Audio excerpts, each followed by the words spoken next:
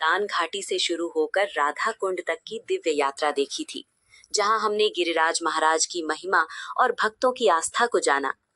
अब इस भाग में हम छोटी गोवर्धन परिक्रमा के दूसरे और अंतिम चरण को देखेंगे, जहां से यात्रा आगे बढ़ेगी और पूर्ण होगी मानसी गंगा पर। भक्त श्रद्धा और विश्वास से छोटी गोवर्धन परिक्रमा इसलिए करते हैं क्योंकि मान्यता है कि ये परिक्रमा स्वयं गोवर्धन पर्वत की पूजा और सेवा के समान होती है। कहा जाता है कि जो भक्त श्रद्धा से ये परिक्रमा करता है, उसे भगवान श्री कृष्ण और गिरिराज महाराज की विशेष कृपा प्राप्त होती है। अब यात्रा प्रारंभ होती है राधा कुंड से। ये स्थान प्रेम और भक्ति का सर्वोच्च केंद्र माना जाता है।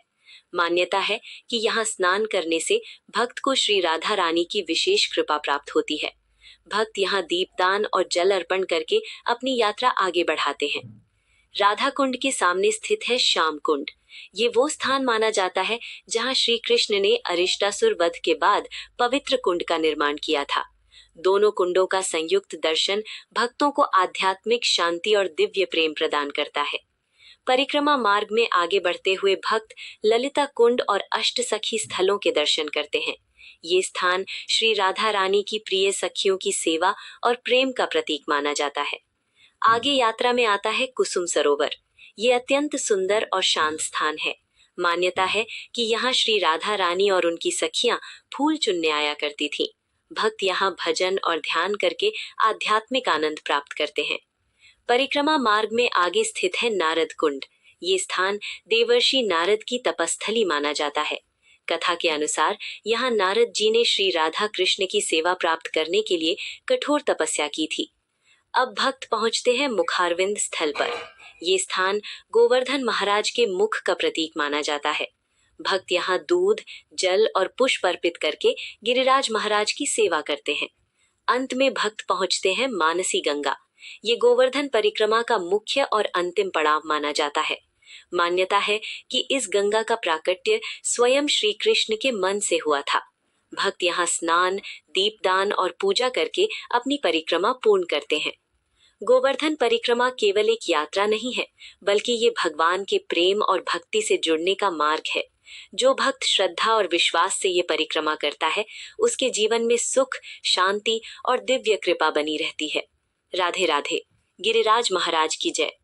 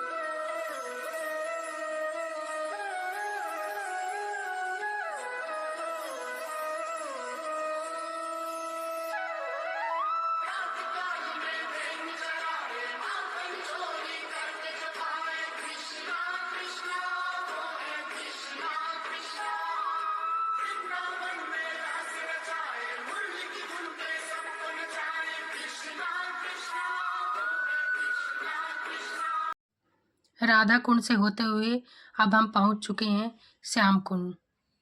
दर्शन कीजिए।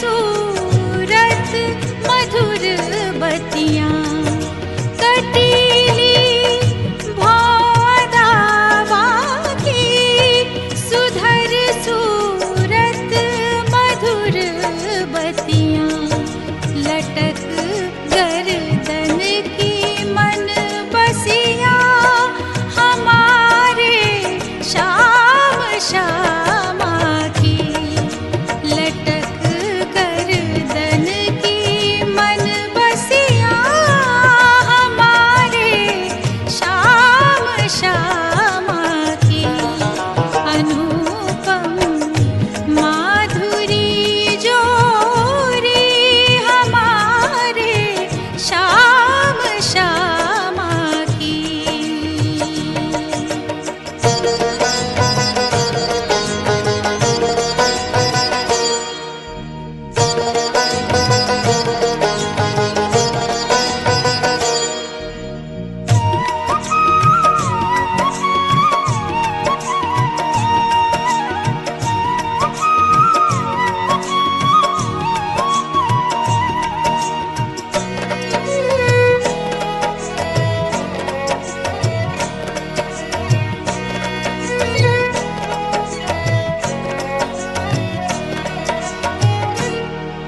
मुकुट चंद्रिका माथे अधर पर पान की लाली मुकुट चंद्रिका माथे अधर पर पान की लाली अहो कैसी भली छवि है हमारे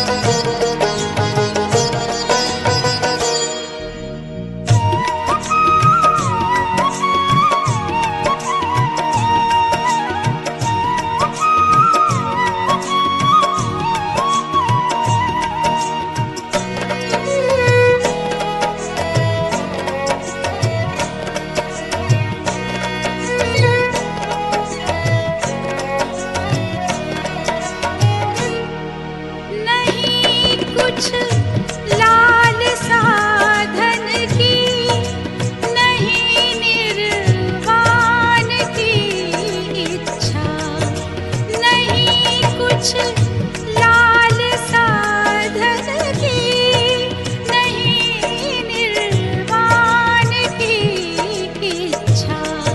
सखी वे मुझको दे दर्शन, दया हो श्याम श्यामा की। सखी वे मुझको दे दर्शन, दया हो श्याम श्यामा की। अनुपम माधुरी जोरी हमारे श्याम श्यामा की। अनुपम माधुरी जोरी हमारे श्याम श्यामा की। रसीली मद भरी अखियाँ हमारे श्याम श्यामा की। रसीली मद भरी अखियाँ हमारे श्याम श्यामा की।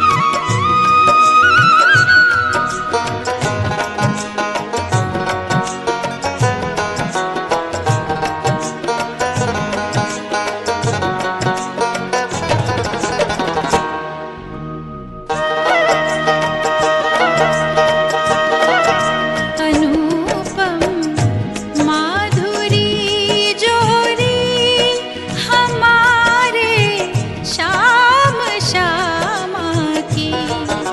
अनुपम माधुरी जोरी हमारे श्याम श्यामा की।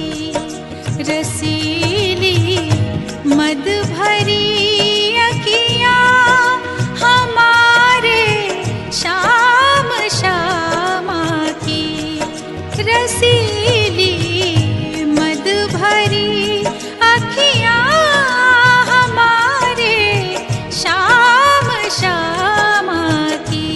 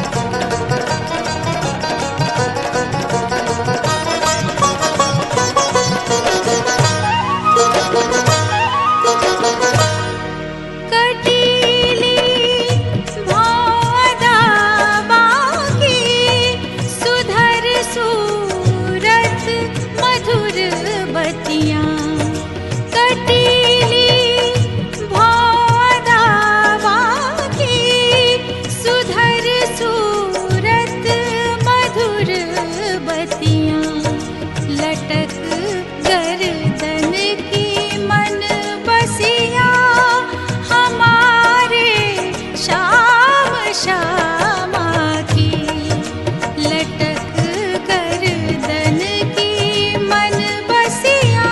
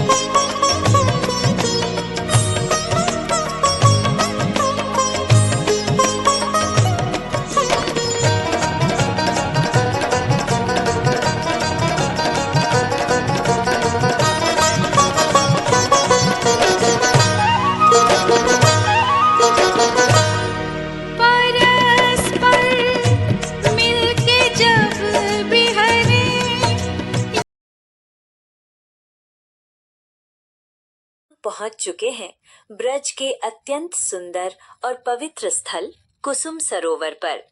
ये स्थान गोवर्धन परिक्रमा मार्ग का प्रमुख और दिव्य पड़ाव माना जाता है। यहाँ का वातावरण अत्यंत शांत, मनमोहक और आध्यात्मिक ऊर्जा से भरपूर होता है। कुसुम सरोवर का नाम कुसुम यानी फूल से जुड़ा हुआ है। मान्यता है कि इस स्थान पर श्री राधा रानी अपनी सखियों के साथ फूल चुनने आया करती थीं। यहीं पर श्री राधा और श्री कृष्ण की अनेक मधुर लीलाएं हुई मानी जाती हैं। कुसुम सरोवर अपनी भव्य स्थापत्य कला के लिए भी प्रसिद्ध है। यहाँ बने सुंदर घाट, राजस्थानी शैली की छतरियां और प्राचीन नक्काशी इस स्थान को ऐतिहासिक और आकर्षक बनाती हैं। ये सरोवर ब्रज संस्कृति और इतिहास की जीवित झलक प्रस्तुत करता है। यहाँ दर्शन के दौरान भक्त सरोवर की पवित्र जल को प्रणाम करते हैं। तेज श्रद्धालु यहाँ बैठकर भजन, ध्यान और जप करते हैं। गोवर्धन परिक्रमा करने वाले भक्त अक्सर यहाँ कुछ समय विश्राम करके आध्यात्मिक शांति का अनुभव करते हैं। मान्यता है कि श्रद्धा और भक्ति से यहाँ दर्शन करने पर भक्त को श्री राधा कृष्ण की विशेष कृपा प्राप्त होती है और मन को दिव्य शांति मिलती है। कुसुम सरोवर केवल एक दर्शनीय स्थल नहीं, बल्कि ये श्री राधा कृष्ण के प्रेम, माधुर्य और ब्रज की दिव्य लीलाओं का पावन प्रतीक माना जाता है। राधे राधे।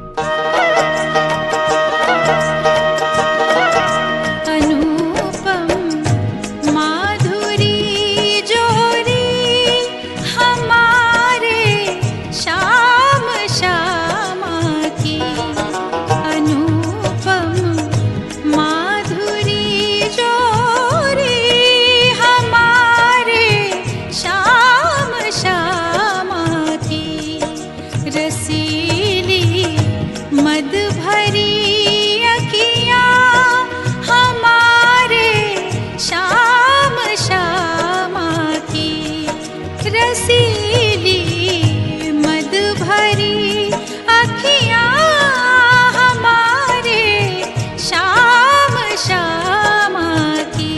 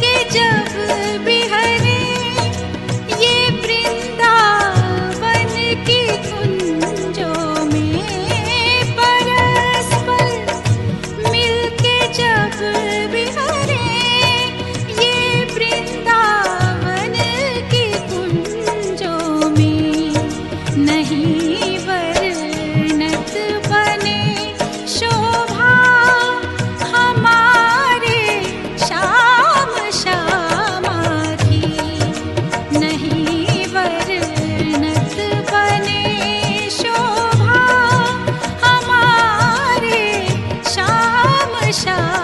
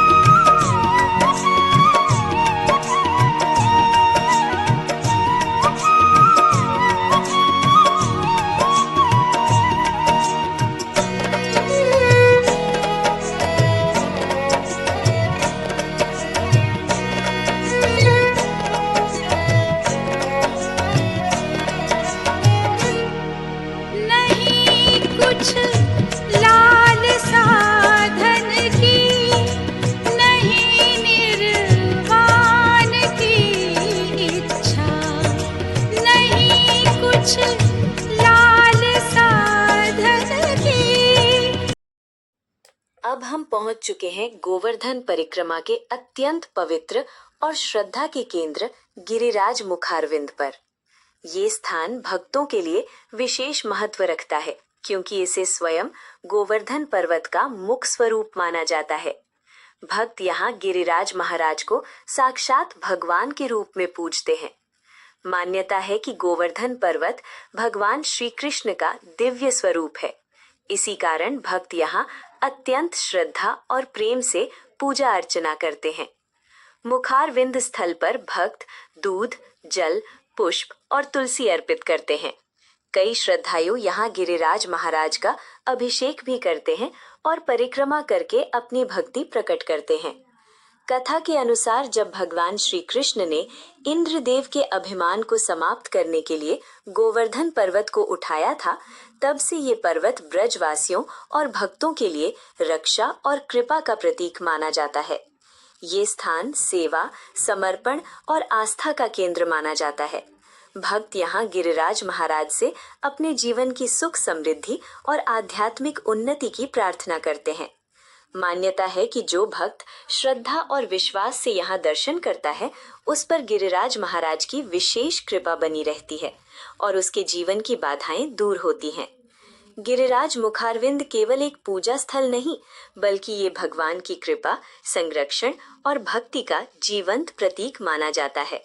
राधे राधे। गिरिराज महाराज की जय।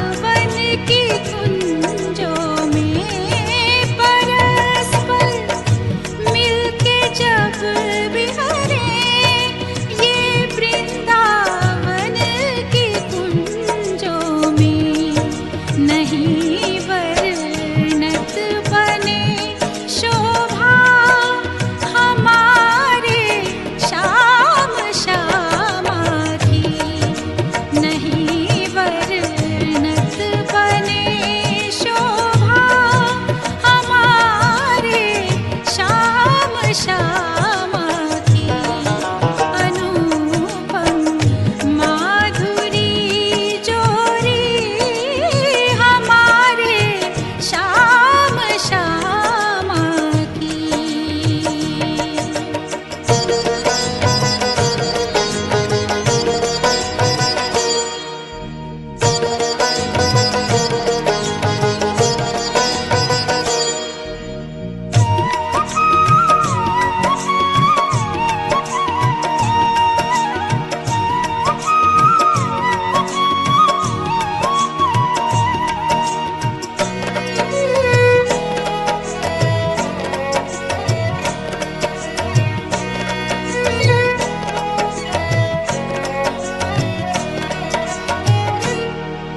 नहीं कुछ लाल साधन की, नहीं निर्वाण की इच्छा, नहीं कुछ लाल साधन की, नहीं निर्वाण की इच्छा। सखी वे मुझको दे दर्शन, दया हो श्याम श्यामा की। सखी वे मुझको दे दर्शन, दया हो श्याम श्यामा की। अनुपम माधुरी जोरी हमारे श्याम श्यामा की। अनुपम माधुरी जोरी हमारे श्याम श्यामा की। रसीली मद भरी अखियाँ हमारे श्याम श्यामा की। रसीली मद भरी अखियाँ हमारे श्याम श्यामा की।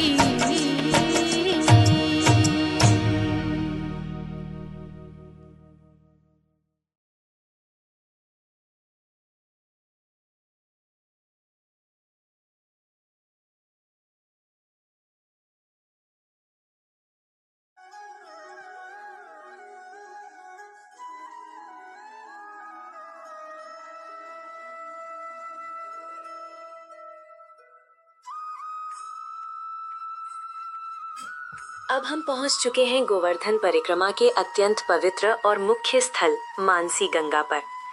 ये स्थान भक्तों के लिए अत्यंत श्रद्धा और आस्था का केंद्र माना जाता है। मान्यता है कि इस पवित्र गंगा का प्राकट्य स्वयं भगवान श्री कृष्ण के मन से हुआ था। इसी कारण इसे मानसी गंगा कहा जाता है। कथा के अनुसार एक बार नंद बाबा और ब्रजवासी गंगा स्नान करने जाना चाहते थे। तब भगवान श्री कृष्ण ने अपने दिव्य संकल्प से यही गंगा को प्रकट कर दिया, जिससे ब्रजवासियों को दूर यात्रा करने की आवश्यकता नहीं रही। मानसी गंगा गोवर्धन परिक्रमा का प्रारंभ और समापन स्थल भी माना जाता है। भक्त यहाँ स्नान करते हैं, दीप दान करते हैं और पूजा अर्चना करके अपनी परिक्रमा पूर्ण करते हैं। मानसी गंगा के चारों ओर अनेक प्राचीन घाट और मंदिर स्थित हैं, जो इस स्थान की आध्यात्मिक महिमा को और बढ़ाते हैं। यहाँ का वातावरण अत्यंत शांत और भक्ति से भरपूर होता है। भक्त यहाँ भगवान से अपने जीवन की सुख, शांति और समृद्धि की प्रार्थना करते हैं। मान्यता है कि श्रद्धा और विश्वास से यहाँ दर्शन करने पर भक्त को दिव्य आशीर्वाद प्राप्त होता है। मानसी गंगा केवल एक पवित्र सरोवर नहीं, बल्कि ये भगवान श्री कृष्ण की कृपा और ब्रज की दिव्य लीलाओं का जीवंत प्रतीक माना जाता है। राधे राधे। गिरिराज महाराज की जय।